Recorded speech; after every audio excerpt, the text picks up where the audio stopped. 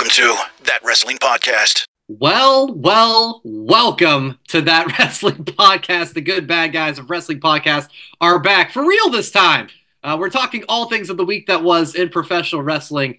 Jason, you've held down the fort long enough. We're here to put our little slice of the pie back into the show, man. Thank you. I would like to host an informal poll amongst the group here. I started the last few shows with my own little catchphrase. Your favorite wrestling podcast. Whereas you, Brian, do the bad good guys of Pro Wrestling Podcast. Guys, yes. Which one is better? Because I really think mine is better. It's up to you two. And honestly, Brian, I should have said this during 300 when we were, or 200 when we were just kind of like hanging on. Yeah. Nah, not a fan of the good bad guys. It's been, So Kevin and Joe, which one's better? New podcast. Who dis? This pains me to say. I think I'm liking Jason's. Yes. Wow. It's new and it's new and fresh, which some people don't know how to hold on to. So that was no, Brian, yours is good, but it just reminds me a little bit too much of like 90s NWO, which is like what you're going for, and that's awesome. But I kind of like your favorite podcast, because if you say it enough time, maybe someone will be like, "Damn, I didn't know this was my favorite podcast." Yeah.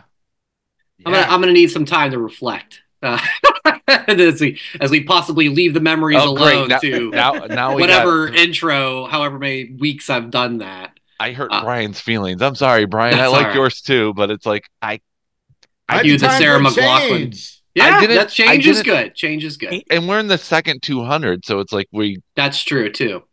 That is true. All right. Just putting that informal poll, and if you are watching on YouTube, leave it in the comments. Which intro do you like better? And if you're listening, just shoot us a message at thatwrestlepod@gmail.com or on the socials at thatwrestlepod. And don't forget to leave a comment, take a screenshot, and send it to us, and we will randomly select one to pick up a brand new That Wrestling Podcast t-shirt while supplies last. Lower 48 of the U.S. only.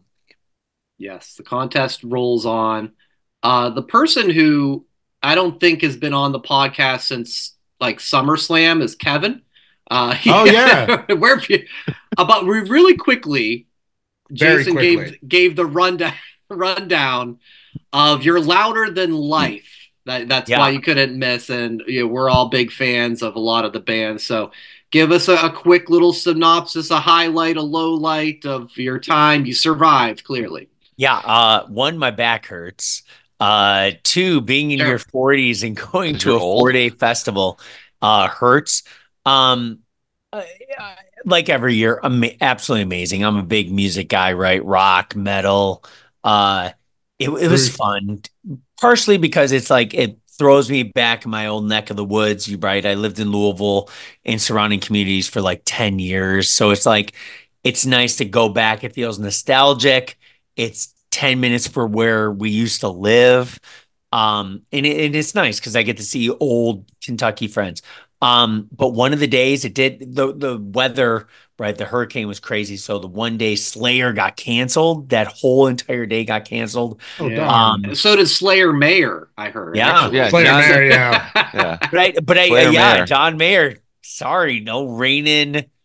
Slayer Mayer Body as a Wonderland didn't happen. I think Slayer Mayer did a secret show at Hooters in Louisville after the main thing got canceled. Yeah, I heard that. And my wife and I have been to that Hooters in Louisville multiple times. So bummer we missed it.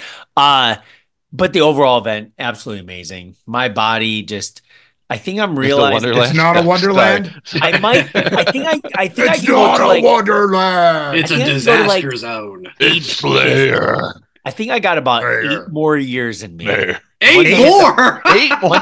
Jesus, I didn't expect you to say that. You're going to 50, aren't you? I've never missed one day of this festival. I can't start now. So the important question is, Kevin, did you buy a shirt? Oh yeah. And I bought four koozies and a patch. Tank top? No, true t-shirt. Okay. All right. Oh, you're growing up. And the one band on that whole list that didn't make sense to me was 3 6 Mafia. So, fun fact. So I only knew what Hard Out Here for a Pimp, Academy Award winning 3 6 Mafia. But they played for an hour. Most of their songs are like 2-3 minutes. Like they're quick, right? Like they go back and forth, hit. The crowd was insanely large for 3 6 Mafia, and I've never seen so many like 30 to 45-year-old women like knob on the cob or whatever it was. Like on the cob. It was wild. Like I thought you were gonna say that many black people at a metal concert. That's what I thought you were gonna say. Oh no, it was very diverse. Okay. As in there was a lot of white people. But no, it's very, I think each day it was really shitty weather. It was so muddy and gross. It was the grossest I've ever been. But music, Jay, when we went to Sick New World, I wore the Vader shirt. I wore that day one. I literally got at least 30 people either too sweeting me or high-fiving on the Vader shirt. I wore wrestling. I wore wrestling every day because if there's something that makes sense, it's heavy music, wrestling, and the nerds all come together. So, no, it was great. It was great. And I'm glad to be back. I'm glad to see you guys' faces on my computer screen. And the foursome, the four horsemen are back. Yeah. Faux horsemen. Faux horsemen. No, faux isn't fake. F-A-U-X. Yeah. Oh, I said like get over faux as in like P-H-O, like I'm eating some Asian cuisine. Oh, delicious. But yeah, I still can't get over that you were like, I'm so hurt and I can only do this 8 more years. What? Well, I threw on my back like 2 weeks prior, so it was kind of a challenge. You're going to be louder than arthritis by that time. Time number 8 rolls around. Come on, man. I am glad everybody's back finally because I was tired of carrying this stuff. So yes, how's your back then? I was bad. I've been at the chiropractor quite a bit. I just meant for like I have a tilted pelvis. I was diagnosed, so things are great with my back. Okay, and carrying the load of this show for the last month and a half since SummerSlam, it takes its toll. So I'm glad we're back, and I'm glad we're here to talk about wrestling. Yeah, there's a lot to talk about. A lot of big stuff this week. Of course, we're going to get into our Bad Blood preview and predictions in a little bit. Let's start with Wednesday night, the 5-year anniversary of AEW Dynamite. First off, I was a little surprised because this was in Pittsburgh that Jay, you ended up deciding not to go. And I was like, it's not just like, as we're recording, Collision is in Toledo. Joe is clearly here. There, yeah, because I chose the show over that. Collision. I could see, but I was like, man, this is a big Dynamite, and you decided not for me. I did not go. Wait a minute. Oh no, you did not go to the 5-year anniversary? No, I didn't because while they say it's in Pittsburgh, it's actually in Oakland. Oakland's in California. No, it's Pennsylvania, Pittsburgh. Oakland is the town. That's where the University of Pittsburgh is. And going there sucks. The Peterson Event Center sucks because you have to park and then walk up a fucking big-ass hill, and nobody wants to do that. You're such a pussy, Jason. I can't believe you wouldn't go to Oakland because you didn't want to walk. Yeah, fuck off, Cody. You don't know what you're talking about because you've never been to Oakland. You're the dumbass that thinks it's in California. Well, there is one in California. The A's just left. Golden State Warriors just left. The Raiders left. Well, yeah, we're not talking about that Oakland. We're talking about the Oakland in Pittsburgh. Fuck that. Britt Baker spent years in Oakland earning her dentistry degree, diploma, whatever. All I know is I wanted to go when I realized that Ospreay and Ricochet was going to happen. I almost went. Well, yeah, you should have because it was a fucking great match and you missed out and you could have saw it live. But what changed my mind or didn't change my mind was the stupid fucking rule of the world title match. Look, I know you secretly love Tony Khan. He's the greatest booker in the world. Comes up with the most innovative match stipulations in the world. It was bad. I mean, Okada's title was on the line for 20 minutes, but Danielson was up for 60 minutes. Yeah, because that's innovative. No one's doing that shit. For a reason. But look, what Tony Khan does is record breaking. He's the greatest booker in the history of professional wrestling. And you did not go when they were in your city? No, I did not. But you are obviously not all elite. I'm Tony Khan, and I gotta go. Bye. Oh. Fuck off, dude. Wow, that was my show. My show. And you're going to come in here and talk shit? Yeah, and I'll do it again if you don't shut the fuck up, Jason. No, you're not. You're done. You're banned. Do not let him in here. Oh, wow. Fuck. I didn't go.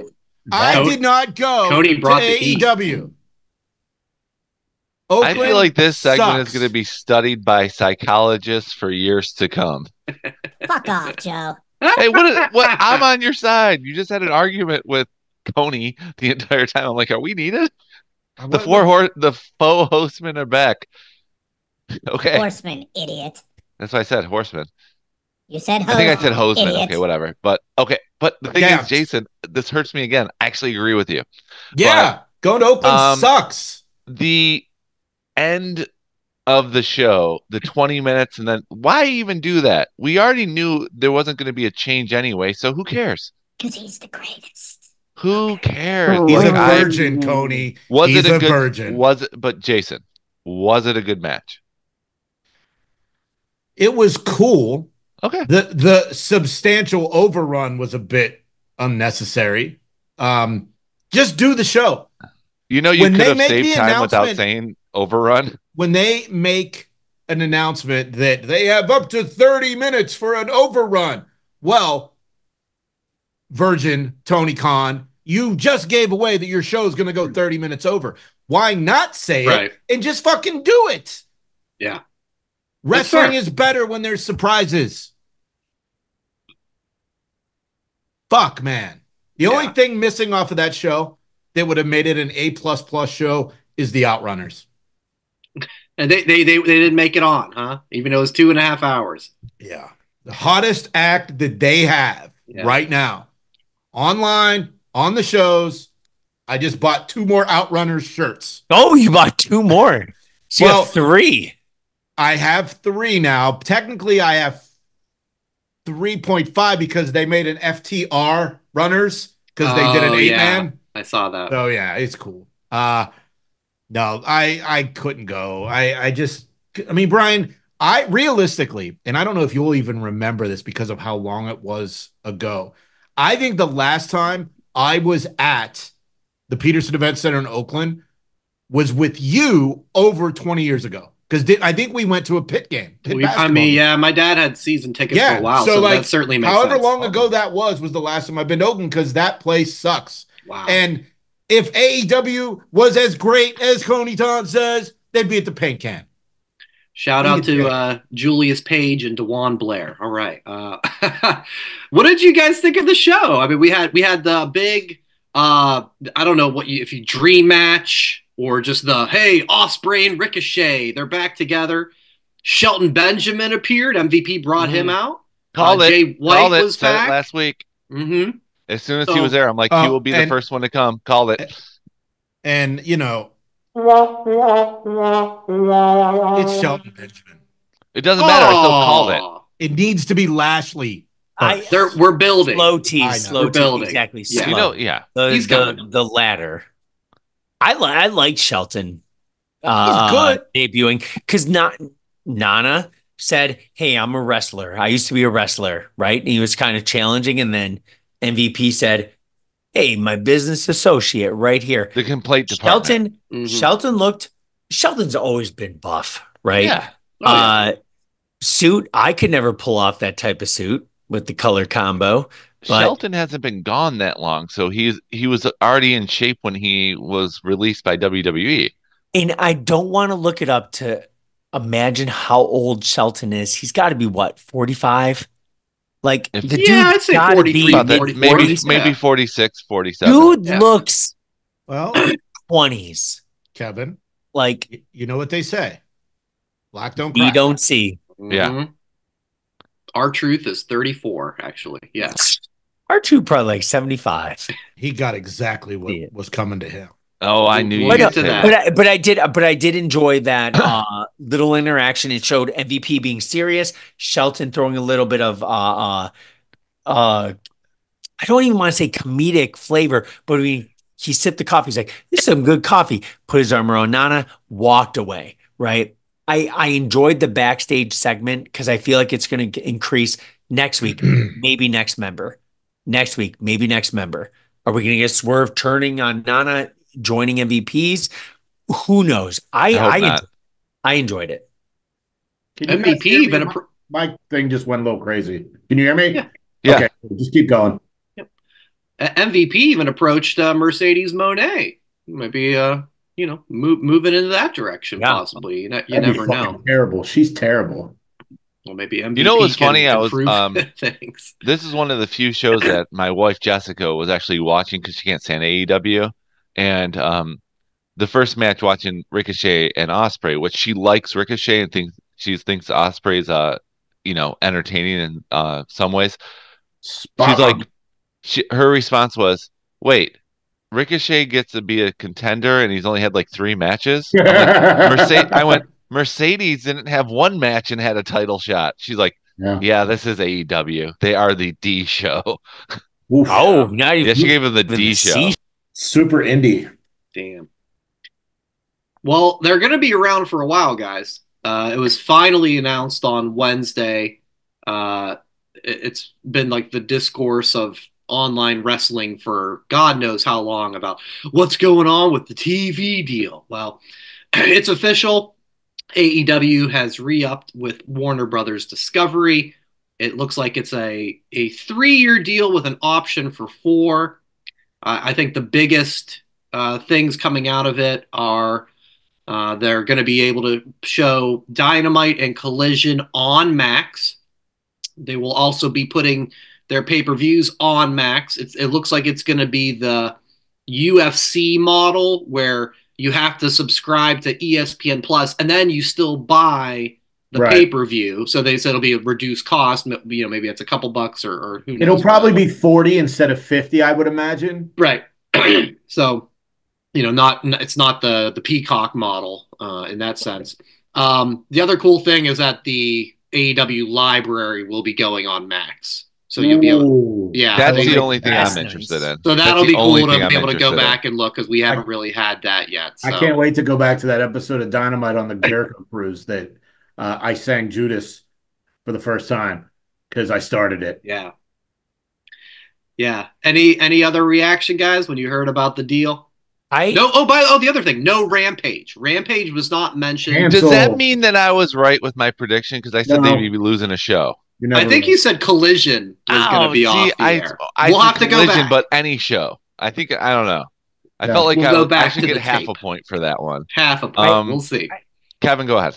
I was excited at first because I think the first text when either you or Jay mentioned it, I was like, are pay-per-views free? Yeah. And I got very, very excited because I was like, please give me them free because I know they always, hit it grand slam out of the park on the matches and everything. But I think I've gotten 1 AEW pay-per-view ever. And then Jay's like discounted. I was like, I'll probably keep with my 1. That's what I was kind of hoping was kind of a huge deal where the pay-per-views could be free. I don't know the buy rates compared to WWE, but with Peacock, it's everything. It's kind of convenient and nice. If it goes down to 40 is a price point where it makes it, at least for the big ones, all in, all out, where it makes sense, right? 40 would be cheaper. I'm excited though. I'm very excited. Yeah, it's cool they'll be sticking around. We've all kind of had our level of criticism and just not enjoying AEW as much as we did, say, 18 months ago or whatever the case. But you know what? It's awesome they're going to be around. It's great for the workers. It's great for us to be talking about it. And we want to do a little quick thing of, I feel like we've had a lot of AEW milestones lately of like their 200th episode, their 250th episode. And we've kind of talked 5 favorite years. moments. Yeah. So with 5 years, I wanted to do just a touch different and just give me your top 3 wrestlers, your top 3 performers of these 5 years of AEW. You want me to start, guys? Sure. Yep. I'll start. All right. A lot of close ones for number 3, but I went with Hangman Page. He's been there from the beginning. Very, very solid in the ring. Can cut a great promo. The stuff with Swerve I've really enjoyed for the last year or so. Part of that epic tag match that we saw at Revolution 2020 with Kenny and the Bucks. So I'll give him number 3. Number 2, I'm going Darby. I'm not like his biggest fan, but I don't think there's anybody I've watched on AEW who's made me gone, holy shit, or jeez, or like that dude, he gives it all. He's crazy as hell. He is the modern day Jeff Hardy in the risk-taking department. Not all of it I love, but I respect the hell out of him. I don't know how the hell he does it, because he's not a big dude and he just gets thrown around and does the craziest shit. So I'll go him number 2, and number 1 is MJF. Right from the beginning, it was just like, ooh, this guy, he is amazing on the mic. He is fantastic in the ring. And he's been part of some of my favorite things of AEW, just the stuff with Cody from the very beginning. His Punk stuff was great. The Adam Cole stuff in the last year was really good. I mean, there's no denying he's a top guy for me, so he's my number 1. Kev?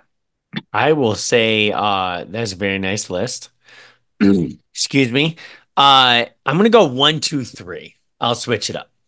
One.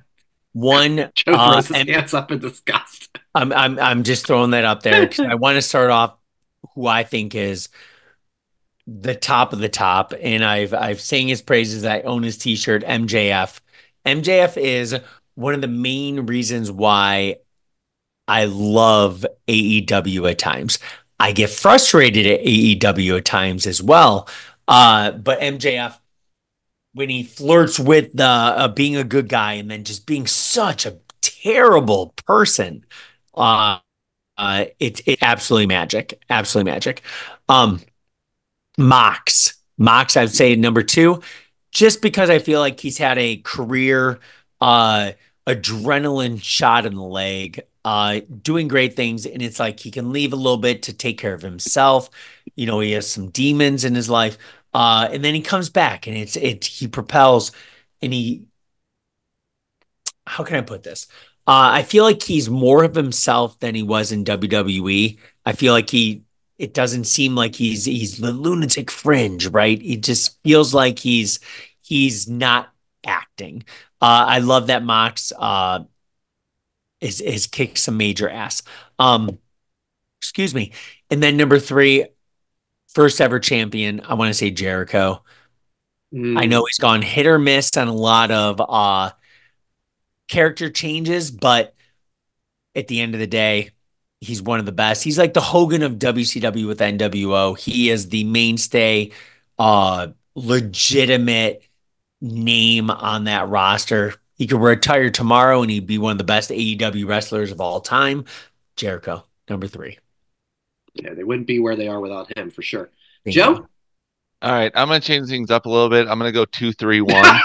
Just to make it fresh and new, like AEW says they're gonna be. Good one. Number 2, I'm gonna go with.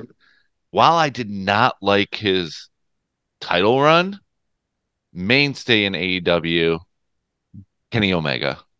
You got to. He's always had good matches. I didn't like his title run. I made that crystal clear, but he is sorely missed right now. And get well soon. I hope he comes back. Number 3, I'm going 2, 3, 1. Number 3 is going to be, sorry, Brian, Orange Cassidy. Oh, he's a mainstay. That's a good one. He's a mainstay, and not for good reasons. No good reasons. The Pac match at Revolution. Yes. And when he was the international title holder, he started Dynamite every week and gave banger after banger after banger. Like you said, the thing about Darby being like the Daredevil, Orange Cassidy does it as well. So I think I'm putting Orange Cassidy above Darby. And number one, the MVP of AEW, whenever they are having trouble, they go to him to bring them back to level and legitimacy. It's Jon Moxley. It can't be anyone else. When they were dealing with the Punk issue, who had to be the champion? Moxley. Whenever he's given up vacation after vacation. He went to rehab and came back. His love for the company is the reason why they are still around. So Moxley is, you called him, like, I consider Moxley the Undertaker of the AEW locker room. He is the godfather of that locker room. So Moxley's number one. All right. No argument for me. Jay, what order do you want to give your top three? What was the question? Top three AEW performers in the last 5 years. Top three podcasters you are involved with. See, Brian went 3-2-1, Kevin went 1-2-3, and I went 2-3-1. Kevin, if we're going down that route, I'm gonna go with Brian 1.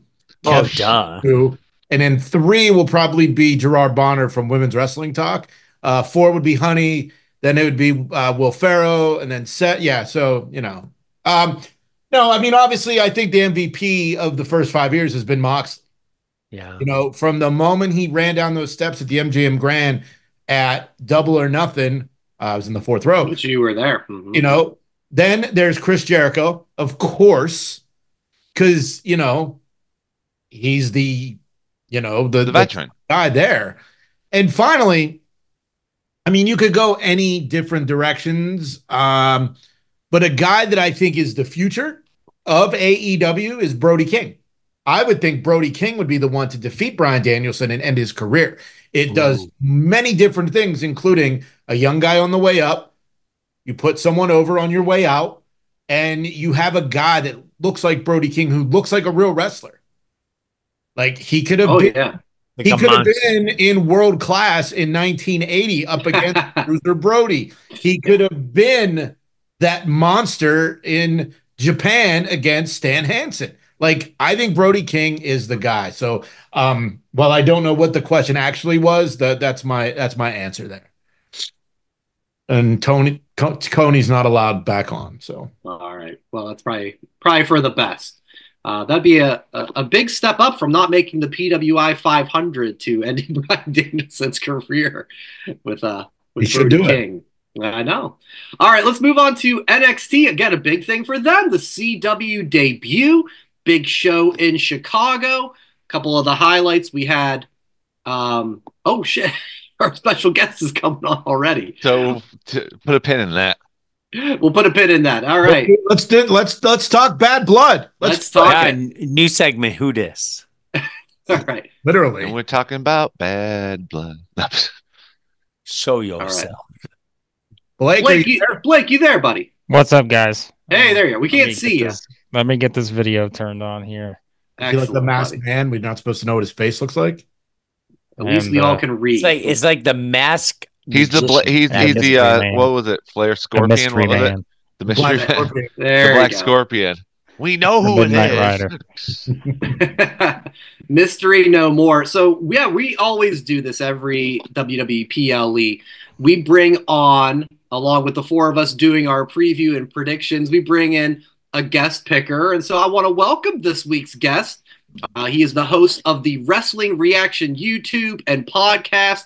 Please welcome Blake Lovell. Blake, how are you? Hello, guys. Doing well. Yeah, this is always a fun time. And we all have bad blood. So.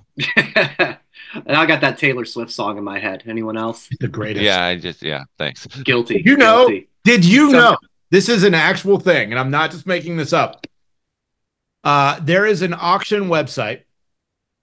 I'll just say it because it's public. Hofstadter's. Current auctions include Taylor Swift panties, bra and panty set, and sports bra. Right now, the panties are at $6, and I am not the top bid. So, yeah. So they're real or no game used? Might even have Travis Kelce DNA on it. Who knows? Oh my God. Okay. And with Good night, everyone. We're done. Appropriate uterus, we could grow our own great tight end. Wow. Blake, aren't you so excited to be involved in this right now? Really, my only response was going to be great tight end, but maybe not this season. Great tight end up until this season to this point. That's Sorry true. to all fantasy football owners out there. Like Jared myself. Goff, one receiving touchdown. You know, when he spent the summer traveling around Germany and England with her instead of training, that's what happens. Yeah, that's what happens. The fall of man, always a woman. But nevertheless, like I was we all married? we'll get into that. But like I was first introduced to you from your writing on 411 Mania. All right. And now you're doing really well. Looks like on the YouTube podcast space, you got over 10,000 YouTube subscribers. So congrats to that. That's more than double what we have. And there's only one of you. There's 4 of us. So you're doing something right, man. But let's talk a little bit about like how you've been involved in the media space and how it's going for you today.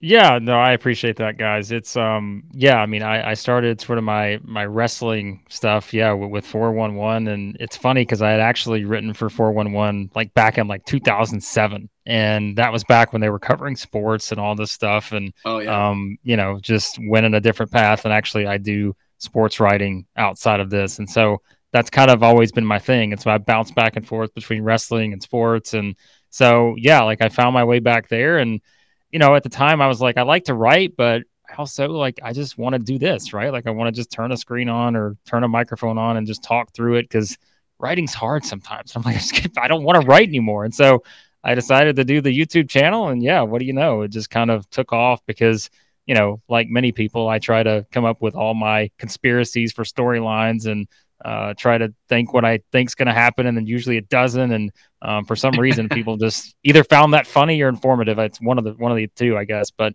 it's been a lot of fun to kind of do it now versus if I'd have done this 3 or 4 years ago. When, quite frankly, if I had to watch WWE weekly television 3 or 4 years ago, I would not be doing this now. Well, Blake, you can actually thank us for that because all the proceeds of our T-shirt sales went to the Make Raw Better campaign, and obviously have been successful. Make Raw great again. That was the campaign, and we almost sold out. So it's like, there's still a chance you can make it even better each week. Yeah. Well, it's going to be 2 hours. In my opinion, it's 2 hours. Even better. So 2 hours is going to be much better. Starting on Monday. But Blake, real quick, where are you from? I am from Nashville. So kind of your. Did you go to the Johnny Cash Museum at all ever in your life? Is that weird that I would just thought that because Joe's wearing the shirt? I have not. I've never been there. Oh my God! Well, look, here's the thing. Okay, look, I'm sorry, but because I am from Nashville, it's one of those things where like it used to be you could go anywhere you wanted in Nashville, right? But now it's like trying to navigate the city to go anywhere is just, I mean, it is impossible. So it's like I try to stay as far away from that part of actual downtown Nashville as I can. So it's don't you dare talk bad about Tootsie's. I mean, I have been to Tootsie's in the past 5 years, so that's the only thing I can. Okay. So it's southern Las Vegas. Do you live in the without the gambling Nashville area now? Yes. So I am. I'm just sort of probably 20, 30 minutes outside the city. So I'm not going to lie. I'll be in Portland in about 2 weeks. I feel like we need to meet up at Tootsie's in about 2 weeks. Portland's in Oregon, I think. Portland, Portland's in California. It's in there's a Tennessee. Okay. Yeah. About 25 minutes north of Nashville. Gosh. Blake, did you go to the Monday Night Raw where Joe and Jess sat front row and they tried to do a sign for Jason? Wow. It came out in pen. What Raw was that, Joe? What happened? It was January 2nd, 2023. Did you go to that one, Blake? I did not go to that. I'm going to be honest with you. The last Raw I went to, and I can remember this vividly, okay? And I cannot remember the exact year. I want to say it was 2005. I've been to a lot of SmackDowns, a lot of live shows, but the last Raw I've been to was 2005. It was the Chris Masters Master Lock Challenge on Shawn Michaels. That was the night I was there. I hope I have that right. I know he did it that night to someone. I'm pretty sure it was Shawn Michaels. So that's my memorable Raw moment. SmackDown, I feel like I've got a lot, but Raw, they just haven't maybe, or I haven't been as much to Raw. So gotcha. Yeah, Joe's outside of Toledo, Ohio, and his wife drove down to Nashville. We went there because we're teachers, so we had the week off. So she's like, "You want to go to Raw during winter break?" And I went, "Damn, I love you." Of course. She's like, "Okay, but I will not sit anywhere but ringside." And I'm like, "Okay, even better." So she's ringside Jess, and we had like second row camera sides for the whole show. And I made a sign. It looked good at home. Didn't put into account the lights, so it didn't really show up too well on the episode. Blake, don't let him bullshit you, man. He used the fucking number 2 pencil. No, I did not. You guys all saw it live in person. Opportunity. Oh, you suck. Help promote this podcast. And I did it to just insult you. He tried to insult me, and he failed because he's a number 2 pencil, and he's a teacher. Bubble letters, Sharpies, something. Anyway. Unbelievable. Anyway, but it was still a good show. And that was when Dirty Dom was born, that episode. It was a video package, him talking about getting out of jail. So like that was that episode. Oh, okay. So yeah, we've had some fun in your neck of the woods with Nashville. We all went to SummerSlam a couple of years ago at Nissan Stadium and everything. So SmackDown's here tomorrow night. So yep. I'm not going, but it is here tomorrow night. Actually, Cody Rhodes is doing the Wheatley vodka signing at about 10 minutes down the road from me. So I'm going to have to ask you to go get me one and send it to Fort Wayne, Indiana. You know you can buy Wheatley everywhere, right? Nah, signed by Cody. Oh, that's true. I hope it tastes better than that bullshit Hogan beer Brian bought. Oh my God.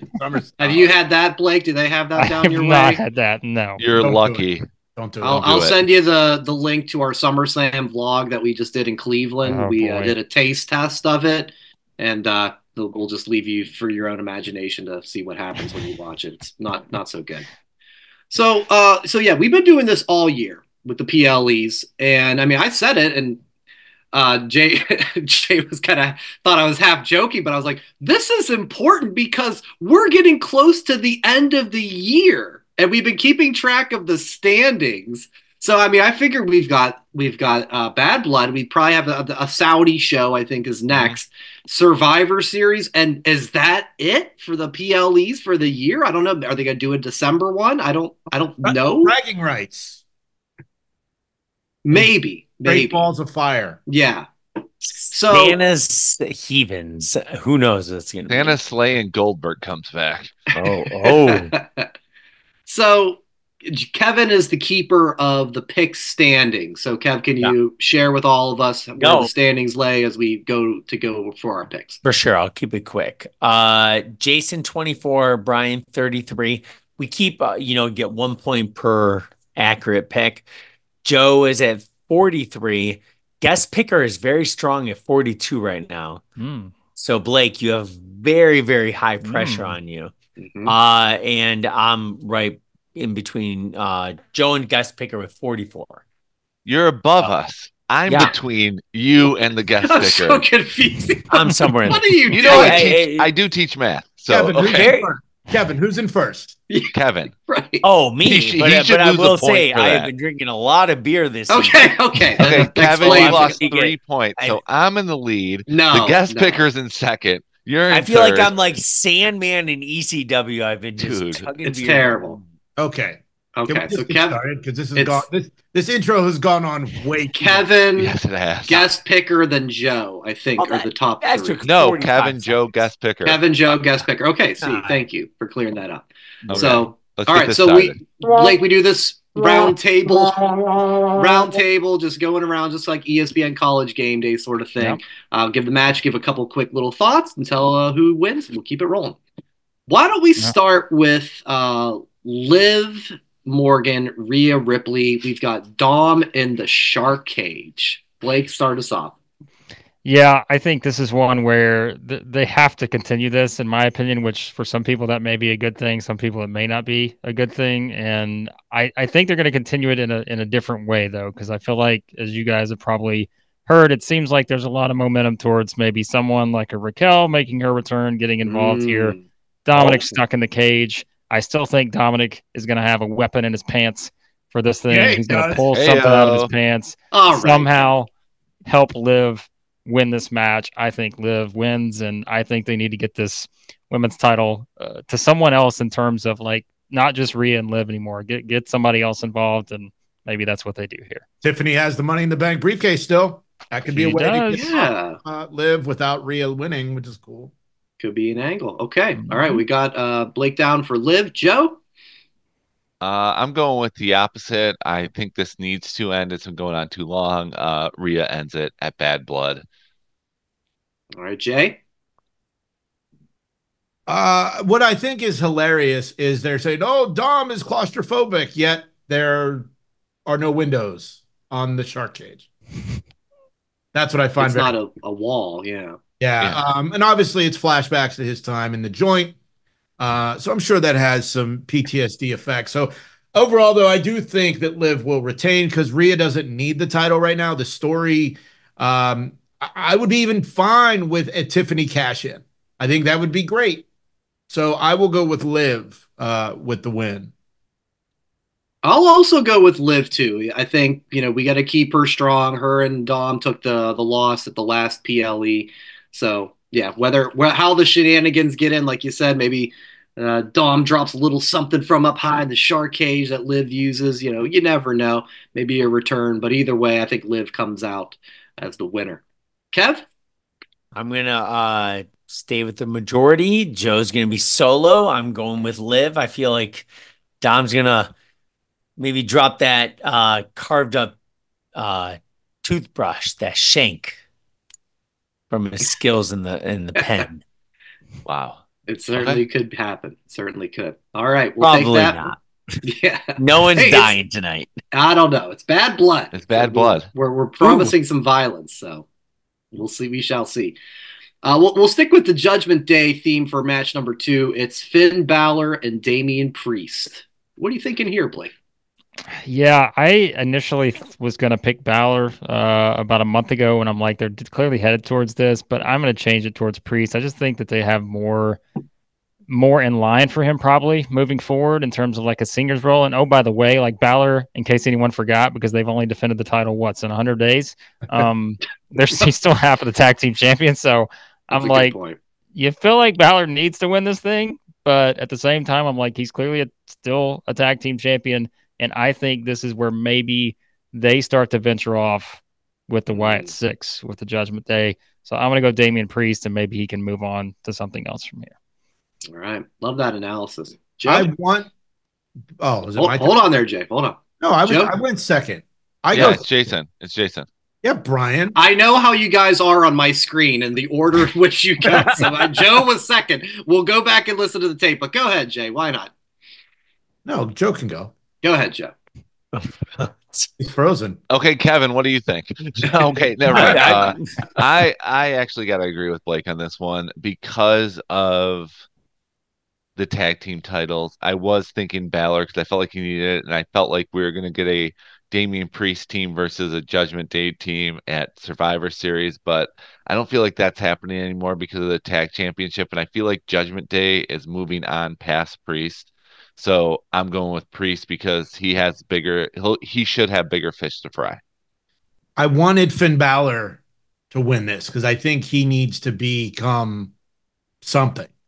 But tag belts, keep him with the bobblehead for a little bit longer, so Priest will get the win this time. Yeah, you guys' logic is great. I mean, I was going into this thinking, well, there's JD, there's what's his face? Carlito. They can help out. They can cost Priest the match, but when you think a little bit bigger picture outside of just what this one-on-one thing can be, kind of lean in the other way. So yeah, I'll go Damian Priest. Kev?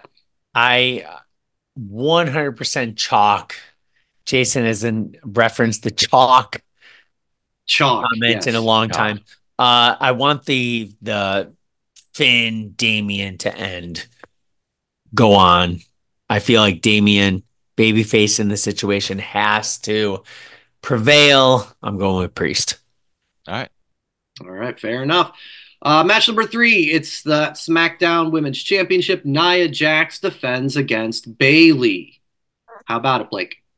Yeah, I think the Queen's reign continues here, at least in a win against Bailey. We talked about like the Tiffany thing. I guess that you could play that in somehow if she doesn't cash in on one of the others in the other match. But, what was it? Nia grabbed her by the throat or something last week on SmackDown. And so I'm like, they're clearly trying to escalate that a little bit to make you think something's going to happen here. I think Nia wins, but I'm more curious probably what happens after the match or at the finish more than anything else. All right, like that. I'm going to go Joe for real this time, as I did the first couple times. Like I've said the last couple premium live events, Nia. Not growing on you, huh? No, not. He's awesome. Unbelievable. He is so good in this role. And since she's come back, yeah, let's go Nia one more time. All right, Nia it is. I'm also going Nia. There's just too many other variables. I mean, what about Naomi? Can she get involved with this? They just had a great number one contenders match the other week. I think, we could do something making, they're buddies, but, now you just took what I wanted in that number one spot. Maybe there's a heel action there. Yeah, there's just too much for me to think that Bailey would somehow come out with the championship. So I got to go Nia. Kev, finish it up. And it makes me so mad and sad to think that Bailey's going to take the L again. Because Bailey's so talented. She's truly fine. So. Say what, Joe? She's fine. She can take as many losses as possible. She's still fine. She's still over. I know, but Nia's doing great things. Jay, I think you sent the clip. She's trying to be Naomi, laying on the top rope, thrusting a little bit. Nia's just done great things. I thought since she's won Queen of the Ring, I will say this. I've been interested in her. Right? Joe, you've been anti-Nia for the longest time. Since her debut. We have to... Let's keep it clear here. From the very beginning, I've hated her. Hater of the Year award. But not a hater, just consistent. But she has improved in the ring. She's becoming more agile, using her body and strength to her positive. I will say Nia by death. Okay. You're all about some violence on this show. Well, it's bad blood. It is. We're talking about bad blood. You're living about it. All right. How about Punk versus Drew Hell in a Cell? Real quick, but before, and give your pick, of course, Blake. But I know I've seen a lot of discourse online. What should be the main event? Is this the main event? It's been a super long feud, super hot. It's Hell in the Cell, the whole Bad Blood tie-in with that. And, of course, we've got Cody and Roman versus Solo and Jacob Fatu. What would you want to see as the main event if you're booking? And then, of course, give your pick. Yeah, for the longest time, I'm an old school wrestling fan. So it's like the main event's the main event. Like it should be the biggest thing you have. And that's great. But like in this era, I'm like, I really am not as bothered by the idea of this match should be first or this match should be last. Like, because I know what they're trying to do. And I feel like it's one of these things where the best match on the card is going to be CM Punk versus Drew McIntyre. The most memorable angle on the show is going to be the Bloodline versus Cody and Reigns. So it's like, take your pick. Fair. It's a win-win either way. Like, it doesn't matter to me. Now, again, you're not going to be able to match the violence of this match. They're going to bleed. We know that. This isn't going to be SummerSlam. Like, this is going to be, kind of taken up several notches. And so I think this is probably, I don't know. I think Nia beating Bailey's pretty much a given, but I think this may be the biggest given on the show. I think Punk's winning, and I think Punk's moving on to the world title picture because I feel like there's one of those things where Triple H loves the dates, like the history type stuff, and I think to have Punk challenge for the world title at Survivor Series a year after he came back is an appealing idea. So I'll take Punk to beat Drew. And also, just quickly, like I feel like some people are overlooking this. I think it's even more interesting to see what Drew does if he loses this match versus what he does if he wins, because we've already seen him like almost lose it. And so now if he loses this match to this is the end all be all for him, then what does he become? Like, I think that's a very interesting thing too. So, yeah. Love all of that, man. That's really good. That's why you got double the YouTube subscribers that we have. Great job. Joe. 2.5 times, Brian. Who's counting? Joe, what you got here? I will say, before Joe says, I will say, Blake, great synopsis right there. Yeah. Because awesome. You saved about 2.5 minutes for me talking after Joe. That's good. But you're Joe, still talking now. Okay, we're taking have another beer. Okay, we're taking math advice from a guy who thought that 43 was after 44 and 42. But whatever. Blake, that was a great analysis, and there's a reason why we have less than half. I got to disagree. I think it's Drew who takes this one. I think it's Drew because you're not wrong. CM Punk should be moving on to like the world title picture. But who says that Drew doesn't win, but then takes time off? Being injured, because the real feud that we've been waiting for but just couldn't get because of injuries is CM Punk versus Seth Rollins, and that should be at WrestleMania. So the world title thing right now is just a placeholder, which he doesn't need. It's Seth versus CM Punk is what we've been wanting since last Survivor Series. They set it up at last Survivor Series when Seth had the fake temper tantrum. So I'm going with Drew because it will do more for him to keep him on the higher level where Punk doesn't need it. I like that. Nice. Jay, try to top both of those responses. Or not. I don't feel like it. No, I mean, he's picking Seth Rollins like he did it. No, I'm just kidding. No, don't do that. What the you're an asshole, Joe. I don't know. I mean, I really feel like it's time for this thing to end. I don't know if it actually will or not. Punk wins. Okay. That's my synopsis. I got no great rhyme or reason other than a gut feeling that Drew walks out. I get the logic of the title picture with CM Punk, but he's so Teflon and he can just be there and pop in and out, not necessarily like Edge did where he'd be off for months. He likes being around, but I just don't think that's the right play to make him the next step with Gunther. It could be fun, but I don't think that's the way they go. I'll go with Drew. He's probably been my wrestler of the year. We've talked about this so many times. He's just such a great character and great points about, what madness could he get into if he loses, but I'll say they give him the big win on this one. And Kev, you had nothing to say, right? Because you said how Blake had finished it off really good. Blake did great. And I'm agreeing with everything he said, CM Punk. All right, love it. All right, so that brings us to Cody and Roman, the non-mega powers colliding or combining and taking on, of course, Solo Sikoa and Jacob Fatu. Blake, I listened to your pod a little bit today. Of course, the rumors are running rampant about the Pat McAfee drop with Cody of the big guy returning. So there's some intrigue here. Yep, Ryback is coming back. Who's hungry? Who's hungry? Feed that man more.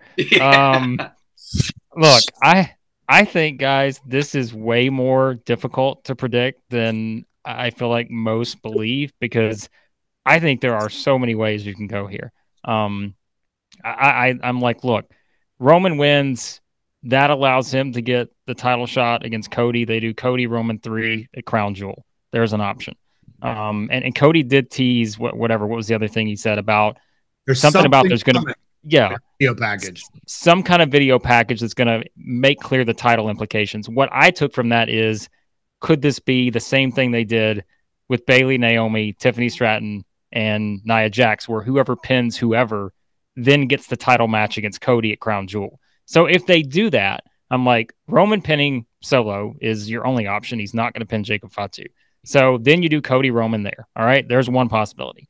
Or let's just also say that Solo's not pinning anybody here, because Solo's not. I'm sorry, but he's not getting another shot at Cody. If he gets the Roman match, I don't even think that's anywhere near as big as him and Roman and Fatu now. So I'm taking Solo out of this. But Jacob Fatu pinning Roman Reigns or pinning Cody, I think is fascinating, because then Solo has been the person each time, right, that has tried to hold Jacob Fatu back. Cody tried to give Jacob Fatu the title shot.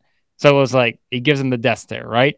And then Solo or Jacob Fatu gets in the ring to stare down Roman Reigns, Solo also brings him out. And I'm like, why would Solo do that? Either he thinks Jacob Fatu can't win, or he thinks Jacob Fatu can win, and he doesn't want him to overshine, or kind of overshadow what he's done. So I'm like, am I just overthinking this and that it's just going to be as simple as Cody and Roman win? I don't think so. I think Jacob Fatu winning is a real possibility, but I'll pick Cody and Roman. But if The Rock comes back, then you're like, who knows, right? Like, there's so many ways they could do this. I don't honestly think you can go wrong unless Solo pins someone. That's it. So. Yeah, it's all on the table. You said it, man. That's great. Joe? Roman doesn't come back to lose his first match back. So I got to go with them, even though it would hurt the bloodline. I love the analogy of Jacob Fatu being part of this. I'm looking at Jacob Fatu versus Solo in the future, being more of we're waiting for Kill Switch to go against Christian in AEW. It's kind of like the same thing. Yeah. So I'm going to go with Cody and Roman because Roman's back. He has to win. There you go. Jay? Yep. Roman wins. Yep. Spoiler. All right. Yep. No one said anything about Kevin Owens, guys. No. Really close these last 2 weeks. He's not on the card. I know, but could he be a factor in this match? He's been in the trenches with Cody with this whole bloodline thing. We had him with the chair behind him the other week, looking like it was about to happen. And they were pushing and shoving last Friday night. So I see the angle of maybe him, trying to ward off the Tongaloa, and maybe he accidentally gets Cody and the bloodline pick up the pin. I think that's a real possibility too. So throwing that out there. But yeah, I still think you can't bet against Roman. Just lost for the first time in 4 years. The last time we saw him in a match, he's not losing, and that also goes for Cody not losing. He's not going to be in the losing team. So we got to go Roman and Cody. Kev, bring it home. I hate being last. That's just how the screen shook out this time. It's just for the fact random. Y'all put on great comments. Joe put it best. Roman is not losing 2 matches in a row. Jay put it best by saying, yep. Yep. And Jay put it on, yep. That's right. And I'll put a check mark. I just feel that it's going to be a competitive match. I feel like you mentioned KO. Maybe there's some shenanigans. Who knows? But I feel like Cody. What was that again, Kevin? I'm buzzed. Just throw it out there. Thank you, Joe Namath. I want to kiss you. Give me the shout out Susie white fur coat. Susie Colbert, yes. Thank you, Brian. Right. I'm here all day. Right. Cody Roman victory. Beautiful. All right, Blake. This has been awesome. Tell everybody how they can find you. Again, you get the YouTube and the podcast, everything. You got a lot of great stuff going on. Yeah, I appreciate it, guys. Yeah, you can find me Wrestling Reaction. Probably not the easiest thing just to search and find a channel, but what do you know? I'm not that creative when it comes to names. So yeah, you can find me there on YouTube. Just search for Wrestling Reaction. Then I'm on Twitter /X at WrestleBlake. And yeah, I do some writing still occasionally for 411mania.com. You can check that out there as well. Awesome. All right. Well, hey, enjoy Bad Blood. Thanks for coming on, and thanks for doing let's do this again down the road sometime, my friend. Yeah, okay? Absolutely, guys. Enjoyed it. Thanks for having me. All right, buddy. Thanks so much. Right, thanks. And Blake be out. Is he out? That's fun, man. That's fun. Good to have him on, and we'll see how the picks go, man. It's like I said, this is getting to be crunch time. We're down to these last couple of PLEs, so who will win the bragging rights? It's the results of this Saturday show are going to be will be determined, because I'm glad Kevin went last, because I'm like, we've been picking the same the last couple times, so now it's either you're going to take a huge lead over me or I'm going to take the lead. Yeah, a lot of movement scheduled. Well, Jason and I are hoping for me. I don't even care. Jason doesn't care because he's cool. He's cocky. He's bad. That's right.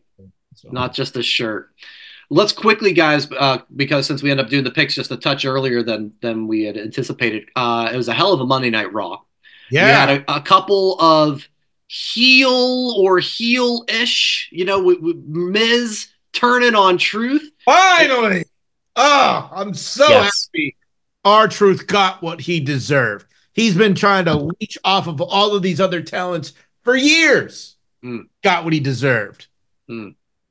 He said, I saw in an after Raw promo that he thinks Miz is just confused and thinks that that he's in Judgment Day still. So he hasn't gotten it just yet. So we'll see where that goes. That was cool. I'm glad that was cool.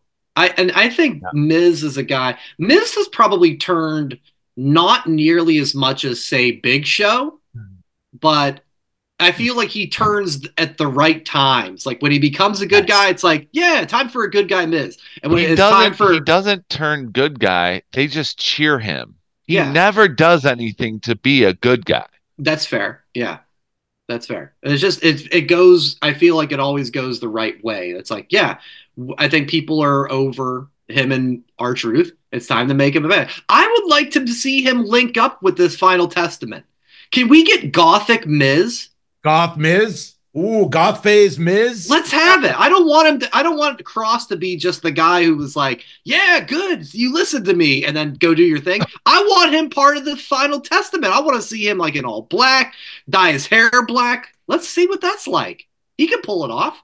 Goth Miz. Yeah. You're going to have Xavier Woods join him too?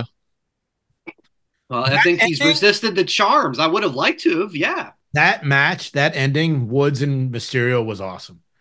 I loved how they did it.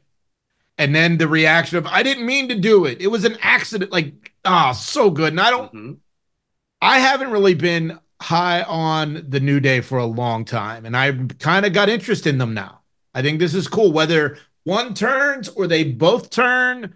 And then, the big E of it all. Like, I'm excited to see actually what happens with New Day now after the way that match ended Monday. It was so good. So good.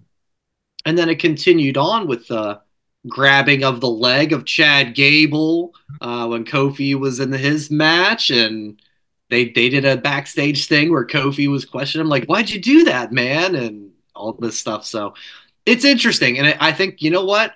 I don't know if we talked about this. It's a hell of a save because, hello, Odyssey Jones. They had that whole thing that was like coming together, and then he fell off the planet. I hope whatever they had planned comes to the surface. I really would love to. I agree. Yeah. What did you guys think of the last Monster Standing match? It was fun. It was exactly what it was supposed to be, I think. I agree. Exactly what Jason said. Seth came back. I thought the ring breaking showed they were monsters, right? It played into exactly what the fans wanted. I enjoyed it. If they really wanted to do a big monster spot, the scoreboard should have fell through the ring. Oh, we've seen limos blow up and stuff. That's monster.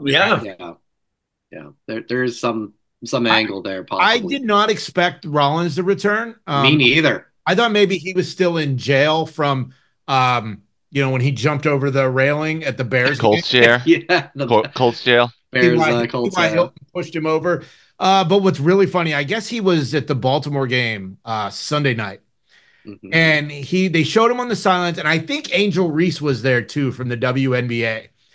And this football player came over and said, "You're the reason I watched the WNBA." And Rollins' face was like, come on. It was like the guy was shooting a shot. Rollins' face was amazing. So that's funny. I did not expect him back, but I think it's cool. I mean, Bad Blood is booked. I don't let that be the first match on Monday Night Raw next week. Seth and Bronson? Yeah, let him. It doesn't need to wait. Let's just have the match. Yeah, I don't see that happening, but I wouldn't hate it if it did. Yeah, hell of a show. And one other quick thing we want to talk about, a guy who is near and dear to the three of us four's heart. One, Matt Cardona. Mm-hmm. He's been making the rounds lately.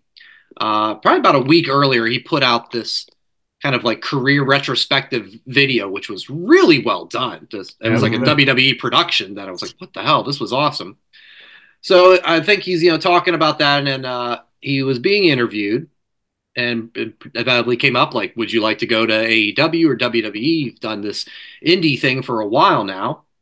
And he said, quote, listen, I'll be completely honest. I don't know what the fuck is going on. And he laughs. He said, I've done everything there is to do. I'm legit shocked. I have not gotten an offer from any company. And that's not being egotistical. That's me being realistic. Let's see. I've done all there is to do. What else can I possibly do? But I can't let this run be fueled by bitterness or negativity. So we'll end that there. Jay, your reaction to Matt Cardona being legitimate shocked he has not gotten a deal? Well, I mean, he is his biggest fan. I mean, look, I do like, I guess he did a seminar somewhere recently. And he talked about what you need to do as an independent wrestler or just, on the internet. So, and it was a really good thing. Like, I feel like there's shit we should be doing that he talked about. But anyway, look, man, he is proving that he has no worth to the big time. That the big time ain't looking at his indie run. If he goes anywhere, he should go to NXT. Run roughshod over that place for a while. But the only person that wants him in WWE is his wife. If he wants to do this indie run, go to AEW for a year. Sign a short-term deal. Or how about focus on TNA? I mean, I don't know what his deal is there, but he's there. The whole I own Steph Delander thing creeps me the fuck out, man. It gives me human trafficking vibes like no other. But I just think that him saying that is not the way to get back into the WWE. This is where he wants to go. Give him a Rumble return. And if he wants to stay, NXT. Joe? I don't think this version is TV ready. I don't think this version is TV friendly. He's been talking about being the indie god for the past 4 years. You can't bring that to the big time. So how can you sell that you're the best of the lowest? That's like saying, like, I should be a doctor because I was summer school valedictorian. That doesn't make sense. You're not building yourself to be a high-end talent.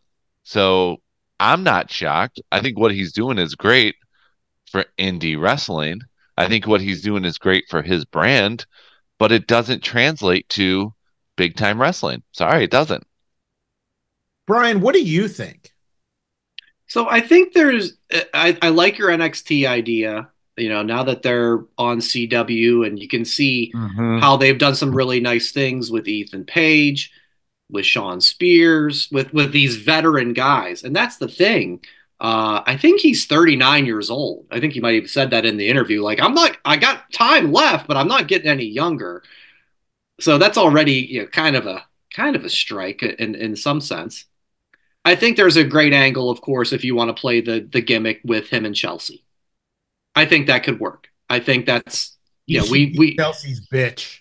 And that's fine because Chelsea Green is so good. Like, they could absolutely pull it off. She has been just lights out in her 18 months, 2 years that she's been back as far as being an entertaining character. So I could see that work. But otherwise, him on his own, I guess, but I don't see it as a slam dunk as kind of he is like saying that it would be. I think there's a good angle with Chelsea, NXT angle. I love that too. But that's kind of where I see it. Kev? WWE. That's the only spot that he can go to. AEW, I feel like he would take a baby step from the indies, from what he wants to aspire to be. The thing I want to ask you guys, though, say he goes to AEW, say he goes to WWE, what championship can he get? None. An AEW? Joe, none. Trios title with the Speed title. I feel like I think he deserves the Cody Rhodes push, and I think that's what's keeping him from WWE. Yeah. I feel like if he goes to the E, I feel like his top is Intercontinental to where he's been. And that's the thing with this is, he has already said it, like, hey, Zack Ryder is dead. Mm-hmm. Zack Ryder is dead. So you're if you want to be back in the place where you were, but you're not going to embrace like that character and kind of the history, that's tricky to me. Mm-hmm. Not saying he couldn't pull it off, but it is a very like he's like, no, that guy's gone. So okay, we're starting from scratch. They've done it before. I mean, Holland Nash came back. It's Holland Nash, not Razor and Diesel. But they weren't coming from the Indies. They were coming from WCW with the hottest angle. It's true, but it's like, yeah. Spears came back as Sean Spears. Yep. Not Ty Dillinger. Yeah. So, I mean, it'll be interesting. And like I said, I think Cody's not Stardust. Yeah, Cody's not Stardust. I really feel like a Rumble thing will happen. And then I'll be curious to see what happens after that. Yeah. See what the Pop does. If he does come back for the Rumble, will people care? And if they do, then I can see Jason's idea of NXT to play around with it. Or Kevin's idea, if it's a huge pop, he's on Raw the next night. Mm-hmm. Or, sorry, Monday night. But if there's nothing, then it's a one and done. Yeah. It's all possible, I suppose. Yep. All right, that's going to do it for this week. Real quick, who's watching Bad Blood live? Kev, I know you got a big shindig happening, so you might be... It's just me. Okay. Spoil it, boys. I won't be watching it live in the beginning. I have a feeling I'll probably get home. I have some stuff going on that day. I have a feeling I'm going to get home around 8:30, so I'll catch some of it. Yeah. And then UFC is also Saturday night. I meant to mention that's why it's a 6:00 start time. It is 6. Yeah, is it actually 6 and not the pre-show at 6? My understanding, what I read was it's starting at 6 because they don't want to compete with UFC. It's the same company, so it'll be done when UFC begins. So, yeah, that'd be cool. We shall see. But yeah, so it's a touch earlier than the 7:00 start times that they've been having lately. So, should be a fun show. YouTube.com/That Wrestling Podcast, at That WrestlePod for your social media, and whatamaneuver.net for your merchandise. Everybody enjoy Bad Blood. Maybe Collision's on too. Good times all around. As always, enjoy wrestling. We will talk to you next week. I love Brian. He's a great guy. Thanks for watching That Wrestling Podcast on YouTube. Make sure to subscribe to the channel. And for more That Wrestling Podcast content, follow at That WrestlePod on social media.